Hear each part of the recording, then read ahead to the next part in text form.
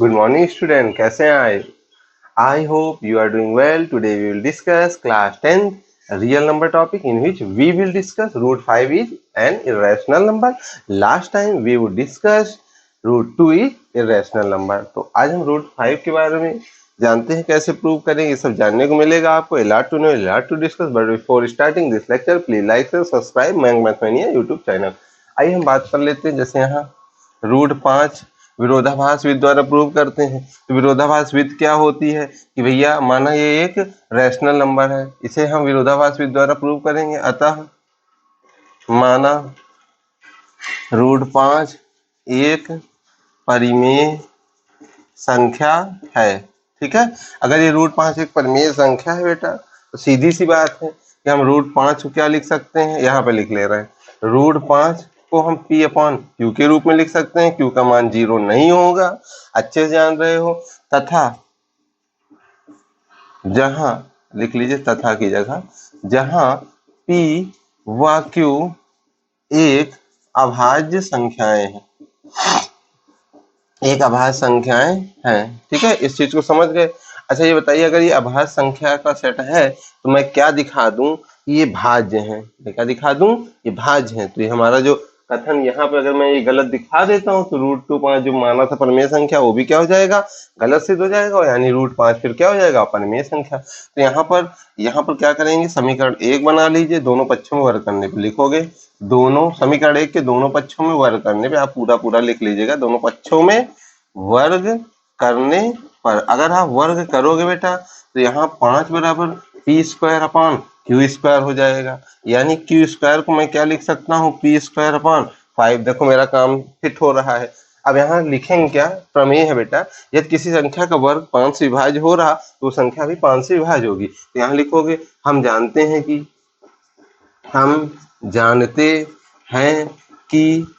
किसी संख्या का वर्ग यदि 5 से भाज्य होगा तो वह संख्या भी 5 से भाज्य होगी. ये आप लोग जानते हो कि नहीं, ये प्रमेय है, मैं बार बार बताया हूँ. यहाँ पे जैसे मैंने बताया, अगर मान लीजिए 25 यानी 5 का वर्ग क्या होता है, 25. ठीक है, वो 5 से विभाज्य है, तो क्या 5 से विभाज्य नहीं होगा, होगा, 100% होगा. ठीक है, तो उसी की तर्ज पे ये चीज जो है आपको यहाँ पर ये लिखा. ठीक है, अतः p 5 से भाज्य होगा. ठीक है, तो यहाँ से p अपॉन 5 हो गया. ठीक है, अब हमको ये बताइए कि p अगर 5 से भाज्य हो गया, ठीक है, तो आप हमको ये बताइए काहे का ये अभाज्य रह गया. अभाज्य तो वही होता है जो अपने आप से यानी 1 से और अपने आप यानी p से, दो ही चीज से कटे. ठीक है, लेकिन यहाँ पर तो 5 से भी कट रहा है. ठीक है, इसलिए ये जो है आपका कथन मानना कि p अभाज्य संख्या है वो गलत है. ठीक है, तो यहाँ पर p अपॉन 5 हो गया. ठीक है, अतः हम कह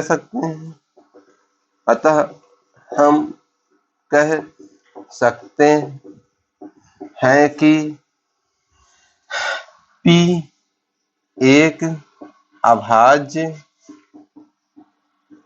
संख्या है या अभाज्य है. ठीक है, अब पहली चीज तो आपने गलत दिखा दी. अब जरा q को भी बेटा दिखा दो गलत.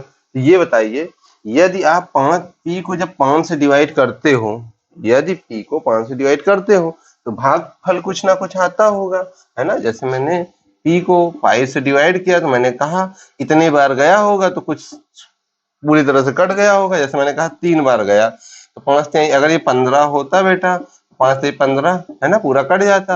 और 3 जो है 3 क्या आ रहा होता, भागफल. तो उसी तरह से इसमें p में कोई भाग हुआ होगा 5 से, तो भागफल क्या आ रहा होगा, c. ठीक है, तो हम यहाँ लिख लेते हैं कि अब जब p 5 से भाज्य होगा तो भागफल c आ रहा होगा. ठीक है, c आ रहा होगा. तब हम लिख सकते हैं तब हम लिख सकते हैं क्या, क्या लिख सकते हैं कि P/5 इक्वल टू सी। क्या लिख सकते हैं? P/5 इक्वल टू सी। तो यहां से हमें क्या मिल जाएगा? P equal to 5C। ठीक है, P इक्वल टू क्या हो जाएगा? 5C। ठीक है, ये क्वेश्चन नंबर फर्स्ट था, ये क्वेश्चन नंबर सेकंड है। P इक्वल टू 5C इसी में रखना है, तो यहाँ लिखोगे P का मान, P का मान, अब P का मान इक्वेशन सेकंड में यानी समीकरण सेकंड में रखने पर अगर सेकंड में रखोगे बेटा तो क्यू स्क्वायर बराबर क्या हो जाएगा?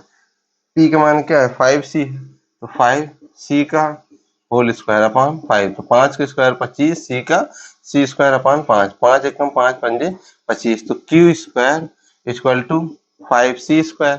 अब हमको ये बताओ बेटा, इसको हम क्या लिख सकते हैं? Q square upon 5, Q square upon 5। ठीक है, तो क्यू स्क्वायर अगर 5, तो अब फिर से वही चीज, क्यू स्क्वायर 5 से डिवाइड हो रहा है, तो क्यू भी किससे डिवाइड होगा? 5 से। तो ये काहे का परमेय, ठीक है, यानी कि काहे का ये अभाज्य, तो फिर भाज्य हो गया ना, और ये अगर भाज्य हो गया तो फिर ये काहे का परमेय, फिर तो अपरमेय हो गया। ठीक है, बस यही चीज थोड़ी सी बची हुई लिखना, उसको लिख लीजिए। अतः प्रमेय द्वारा, अतः प्रमेय द्वारा क्यू भी 5 से भाज्य होगा।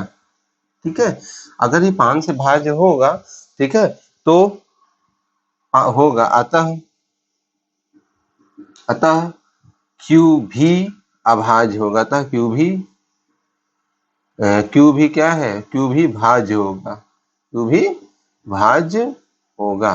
ठीक है, भाज्य तो जान गए, जो दो से अधिक चीजों से कटे, जैसे एक और खुद के अलावा किसी से कटे। ठीक है, तो अतः क्यू भी 5 से क्यू भी भाज्य होगा। ठीक है, क्यू भी भाज्य होगा। अब हमको ये बताओ, लेकिन हमने P व Q को अभाज्य ले रखा है, मान रखा है। ठीक है, अभाज्य मान रखा है। अतः हमारा मानना कि √5 एक परमेय संख्या था, हमारा मानना कि √5 एक अपरिमेय संख्या है, गलत है। हमारा मानना कि √5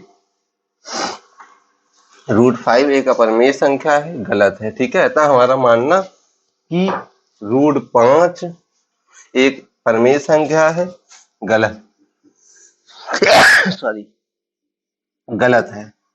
ठीक है, √5 एक परमेय संख्या है, गलत है। तो यहाँ पर अतः √5 सिर्फ और सिर्फ